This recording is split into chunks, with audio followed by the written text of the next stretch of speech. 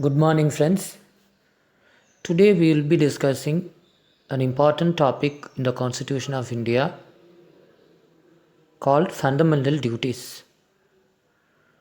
You all know today's politicians are making too much noise about, are advising the common citizens that you all should do your duty. You are all giving more importance to rights, particularly the fundamental rights, rather than giving importance to the fundamental duties. First, we would like to tell them, as the quote unquote so called leaders, first they should know about the constitution, what it mandates as a duty, as a fundamental duty.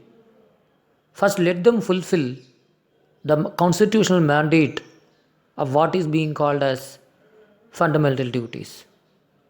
But before we go into all those things, I believe that it is more important to explain the background in which the fundamental duties have been incorporated in the Constitution of India. What is the content of fundamental duties? What is the relationship between the fundamental duties and the fundamental rights? What is its current implications? How politicians are using this as a vote bank issues or something like preaching to the citizens rather than practicing by themselves. The background, please remember, fundamental duties has never been the part of our original constitution. But the seeds of fundamental duties can be spelled out with the help of the preamble. Please remember, the fundamental duties helps us to understand more of constitutionalism rather than constitutionality. This is very important.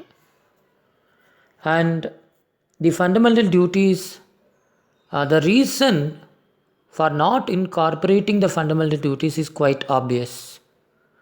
The fundamental rights which we have incorporated in our constitution is based on the US model. In the US constitution, you all should remember there is nothing called fundamental duties at all. Then how come the fundamental duties have come to the Indian constitution? One may rightly ask such a question. The answer is very simple. Again, fundamental duties is not our own. We have borrowed elsewhere. What the country? Can you guess it? The answer is yes. It is the erstwhile Soviet Russian constitution, formerly known as USSR, United States of Soviet Russia. If I am not wrong, Article 122 of the erstwhile Soviet Russian constitution stipulates the fundamental duties. Our constitutional framers, to put it, particularly the government led by Srimati Indira Nehru ji, has gifted this particular chapter, entire chapter called Part 4A in our constitution. It originally has incorporated the 10 commands or 10 sacred duties which we all owe to our country. There is no doubt about it. But that has been inserted only by way of 42nd Constitutional Amendment Act. The Constitution of India is concerned. And today, so let us come back. What are all the duties? It enumerates 10 duties which I have already told you. The 11th one has been added by way of 86th Amendment in the Constitution of India. So that also we should take note of this. And what are all the 10 duties originally incorporated? You may ask it, right? It starts from 51A, that is capital A. There are 11 classes, that is classes A to K. So you all should remember it. There is a nexus between one duty to another. The first two relates to the respecting of our constitutional ideals, respecting the institutions created by the Constitution of India, such as the Parliament, Judiciary, Election Commission, Supreme Court, and not only this institutional structure, but the very national flag, national anthem, as it has been recognized and adopted by our constitutional framework. Next one, we should always cherish and portray the contributions made by our various freedom fighters in the struggle against our independence, the noble ideals connected with our independence. This is very important. Next is another important aspect. This is where the fraternity concept comes up. Secularism, next is connected with upholding sovereignty, unity, and integrity of India. What one should do to promote the sovereignty, unity, and integrity of this country? When an occasion arises, one has to go readily to defend our countries, even by what is that? By joining in the military services. That's very important. And after that, the unity and integrity can be not only be integrated only through military resources, but by putting our minds together internally. That's very important. That is how the spirit of harmony comes up, common brotherhood comes up. What it requesting all of us to transcend the religious, linguistic, caste, sectional, and other diversities. This is very important. Unity in diversity is clearly pitched as a fundamental duty. But today people have forgotten that. People wanted to ask you one nation, one culture, one nation, one language, one nation, one religion. Such a call is being given and this is being portrayed. But please take note of this. These are all against the very spirit of the fundamental duties. This particular class, that is E51AE, not only promotes secularism, unity and diversity, but also promotes gender justice. It mandates all our citizens to renounce the derogatory practices which are derogatory to the dignity of women. That's very, very important. Next to that, it talks about India, each and every Indian should feel proud and promote the value of our rich heritage, composite culture. That's very important. Culture is always connected with environment. That is the next class which talks about one should promote forest, lake, right, everything. And the last aspect of this particular class, that it mandates you to protect the wildlife, biodiversity, all these things okay. But it has a very commanding appeal in the form of fundamental duty that one should have, each and every citizen should have compassion towards all living creatures in the world. What best we can have it beyond this? Compassionate approach towards all living creature. This is very important. This is where some people promotes vegetarianism. Some people believe this is what our Buddha, Gandhi, all people have taught us. The non-violence, tolerance, all these elements comes up here. Then this is very important.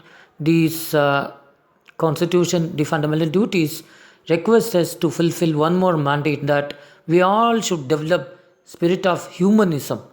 A very important one. Humanism, spirit of scientific inquiry, humanism, and spirit of inquiry and reforms. This is protecting the atheist as well as non-atheist. This is very, very important. Then the last class, that is class J, prior to the insertion of class K. Class J has given birth to various fundamental rights today.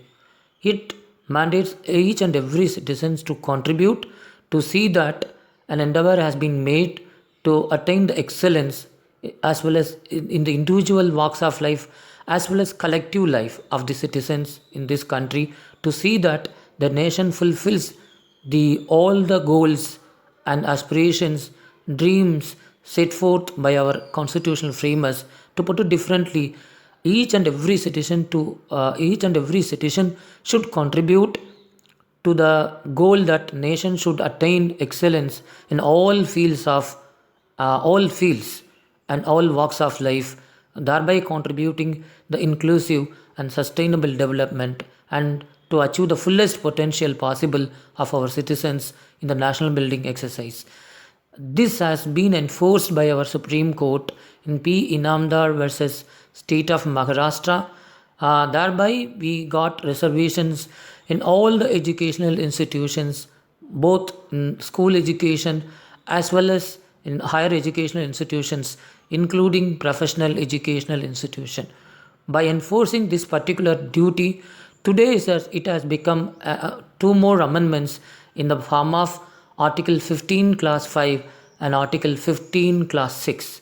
Article 15 Class 5 and 15 Class 6 talks about reservation for OBCs, SCs and STs, that is Article 15 Class 5, and Article 15 Class 6 talks about reservation to the quote unquote economically weaker section other than non-OBCs, non-Dalits in the educational institutions, reservations in the educational institutions. This is very important.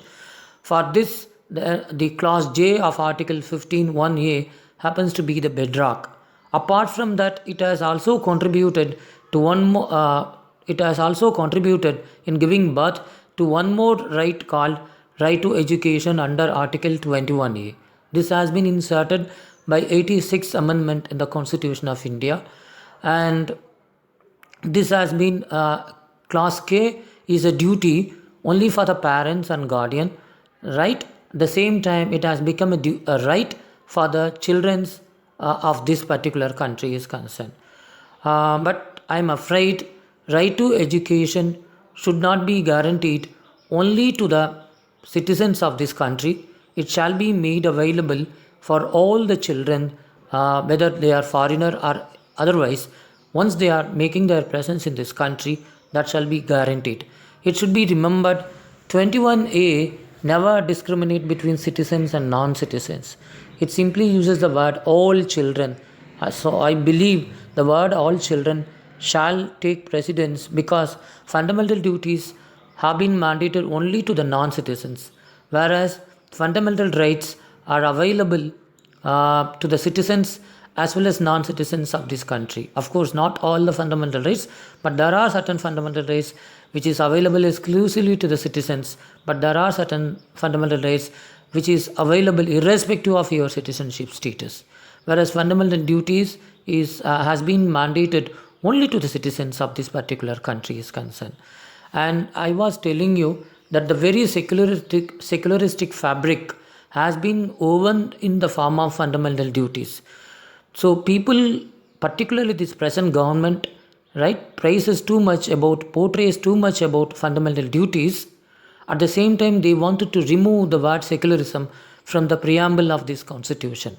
Please remember, fundamental duties has not been gifted or has not been incorporated by the framers of our original constitution, but this has been inserted by way of 42nd Amendment.